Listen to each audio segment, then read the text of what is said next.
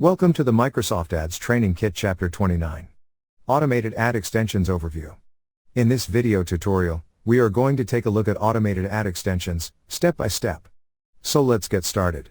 So from our Microsoft Ads dashboard, select All Campaigns. From here select one campaign and then select Ads and Extensions. Let's select Automated Extensions from top. Here you get all automated extensions. Now click on Manage Automated Extensions button. From here you can either select Use all automated extensions available for this account, or opt out of specific automated extensions.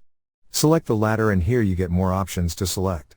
Now select Use all automated extensions available for this account and click on the small info button. It will give you more information about it. So now click on Save button. When you slide the slider, you'll get more details. So this is all about automated ad extensions. Thank you for watching. Please proceed to Chapter 30. How to target countries. Inside that video, we are going to take a look at how to target countries, step by step. See you in the next tutorial.